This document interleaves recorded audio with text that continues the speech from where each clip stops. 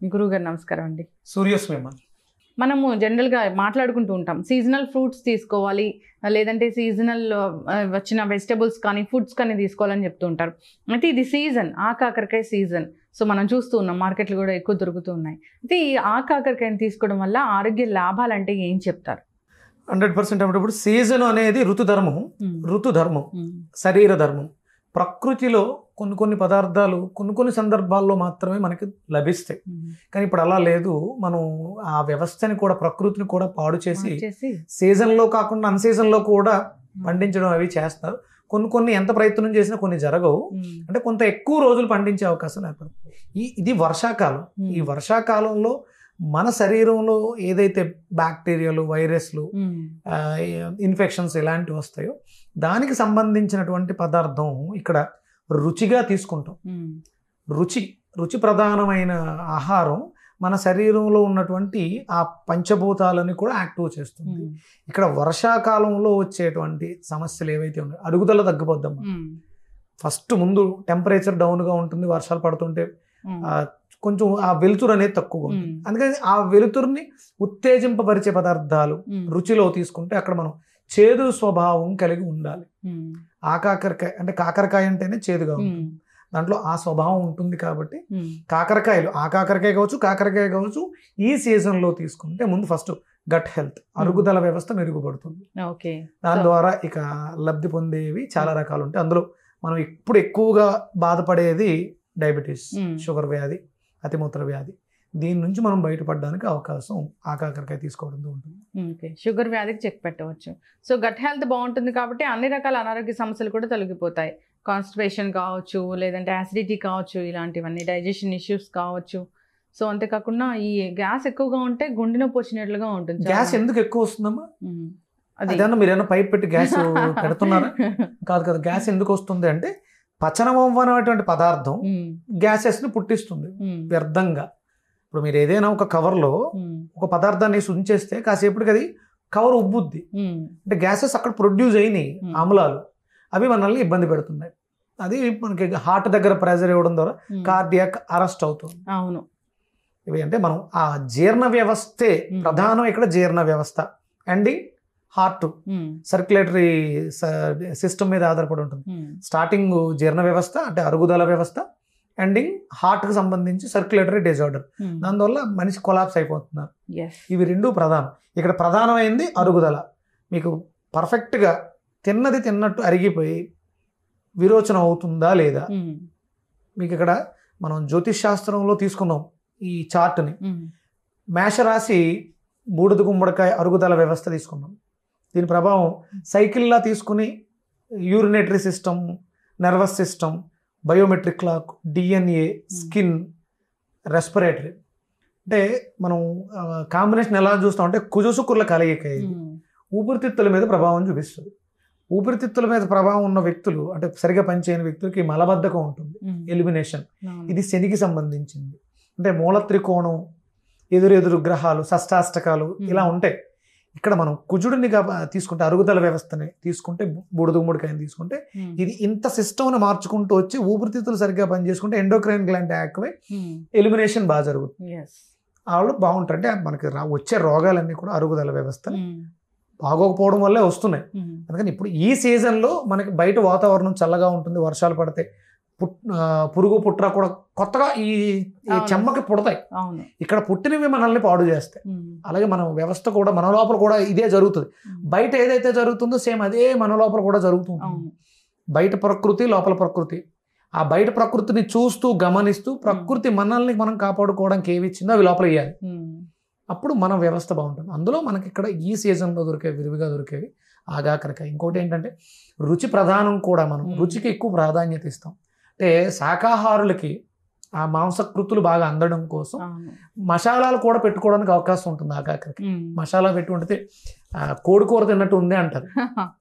అంటే ఆ ఫీలింగ్, అంటే అందులో ఆ తత్వం, ప్రోటీన్ అధికంగా ఉంటుంది, మాంసకృతులు అధికంగా ఉంటాయి. కాబట్టి దాన్ని తీసుకోవడం ద్వారా గుండెకి బలం చేకూరుతుంది, హార్ట్ అటాక్స్ అవి రావు.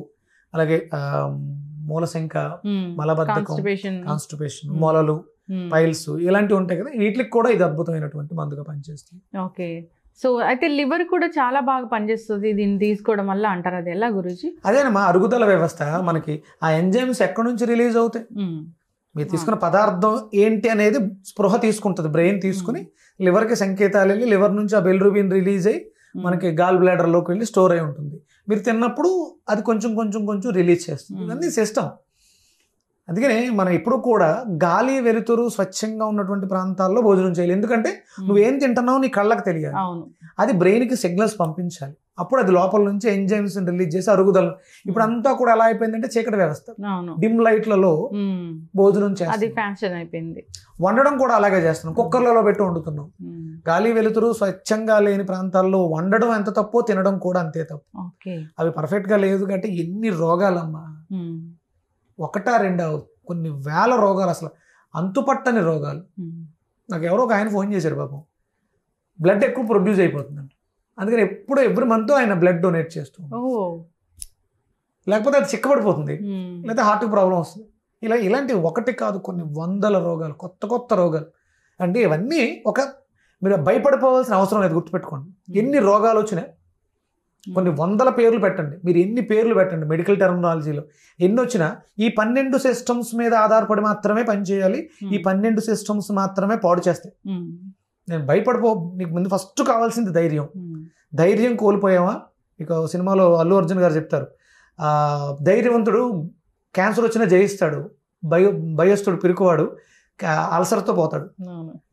ధైర్యం కావాలి. మీరు ధైర్యంగా ఉండడం కోసం నేను చదివే ప్రతి పుస్తకంలో ఉన్నటువంటి సబ్జెక్ట్ అంతా కూడా నేను ఓపెన్గా మీకు చెప్పేస్తాను. మీరు ధైర్యంగా ఉన్నందుకు మీరే ఎదుర్కోవాలి. విక్రమాదిత్యాలు మళ్ళీ రాకపోవచ్చు, మీరే విక్రమాదిత్యులుగా మారాలి. మీ చుట్టూ ఉండే సొసైటీని కాపాడాలి. ప్రతి ఒక్కళ్ళలోనూ నాలెడ్జ్ ఉంది, షేర్ చేయండి. అందరూ బాగుంటాం, అందరం బాగుంటే చాలా హ్యాపీగా వసుదైక కుటుంబం అవుతాం. ధైర్యం కోసం చెప్తున్నాను, భయపడాల్సిన పని లేదు. అన్నీ కూడా రుచి ప్రధానంగా ఉండి మాత్రమే మనల్ని రక్షిస్తాయి తప్ప మందులు మాకులు కాదు. ఎస్, ఖచ్చితంగా గురూజీ. మీరు చెప్తూ ఉంటారు అంటే వెజిటబుల్స్ ఒక్కొక్క మంత్కి ఒక వెజిటబుల్ తీసుకోవాలని.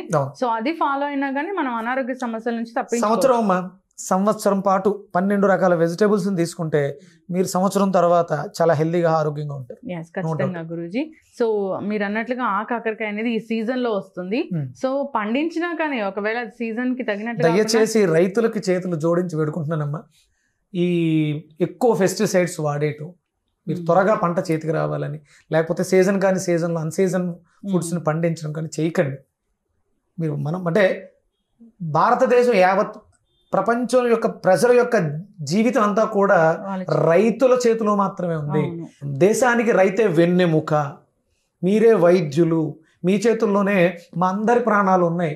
మీరు బాగుంటేనే. నేను మొన్న ఒక బుక్ చదివానమ్మా, మీరు సైన్స్ డెవలప్ చేశారు, అపార్ట్మెంట్లు కట్టారు, టెక్నాలజీ సాఫ్ట్వేర్ ఇవన్నీ డెవలప్ చేసిన నో యూజ్, మీ వల్ల ఎవ్వరికీ లాభం లేదు పండించే రైతు లేకపోతే. తినే తిండి ఇది కాదమ్మా, పిజ్జా తిందాం, బర్గర్ తిందాం, ఇంకోటి ఏదో తిందాం, అన్నం కాదు ఏదైనా తిందాం. అది తయారవడానికి కావాల్సింది ఏదో పంట కావాలిగా. మైదా పిండి కావాలి, పిజ్జాలు తయారు చేయాలి, బర్గర్ తయారు చేయాలి, గోధుమలు పండించాలి. ఇదంతా పండించేది ఎవడు? రైతు లేకపోతే సర్వనాశనం. చూడండి, ఇప్పుడు రీసెంట్గా మన మోడీ గారు బ్యాన్ చేశారు, రైస్ ఎక్స్పోర్ట్ ఆపారు. కకావికలం అయిపోతున్నారు అక్కడ మన భారతీయులు అలవాటు పడి ఉన్నవాడు. అంటే మనం ఇబ్బంది పడకుండా ఉండటం కోసం, ఎందుకంటే రాబోయే దాంట్లో రైస్ ఎద్దడు వస్తే మనం ఇబ్బంది పడతాం. అందుకని ఏంటంటే రైతులు దయచేసి మీ వ్యవసాయ భూముల్ని పాడు చేసేస్తున్నారు, చెరువుల కింద అపార్ట్మెంట్ కింద చేసేస్తున్నారు. మీరు లేకపోతే ఎవరు లేవమ్మా, అన్ని అపార్ట్మెంట్లు కట్టేసి ఎక్కడ పండిస్తాం? అందుకని ఆరోగ్యం దృష్టిలో పెట్టుకోండి. రైతులందరూ మందులు తగ్గించుకుంటూ భూమి సారవంతంగా తయారు చేసుకోవాలి, భూశుద్ధి చెయ్యాలి. మీ చేతుల్లోనే యావత్ ప్రపంచం భవిష్యత్తు ఉంది. ఖచ్చితంగా గురూజీ, చాలా చక్కటి ఇన్ఫర్మేషన్ అండి. సో సీజన్లో ఏ ఫ్రూట్స్ వస్తున్నాయి, ఏ వెజిటబుల్స్ వస్తున్నాయి, దానికి అనుగుణంగా మనం తీసుకోవడం అలవాటు చేసుకుంటే కనుక శరీరం కూడా దానికి అలవాటు అయ్యి ఉంటుంది, ఆ విధంగానే తయారు చేసి ఉంటుంది కాబట్టి. సో మన మ్యానుఫ్యాక్చరింగ్ అలా ఉంటుంది కాబట్టి సో ఈజీగా అబ్జర్వ్ చేసుకోవడం కానీ రోగాలు లోపల వేయాలి. బయట ప్రకృతి సహజంగా ఏదైతే ఉందో అది లోపలేస్తే ప్రకృతి హ్యాపీగా స్వీకరిస్తుంది. ప్రొటెక్ట్ అవుతాము మనము రకరకాల రోగాల నుంచి. చాలా చక్కటి ఇన్ఫర్మేషన్ గురువు గారు, ధన్యవాదాలు. సూర్యస్వామి.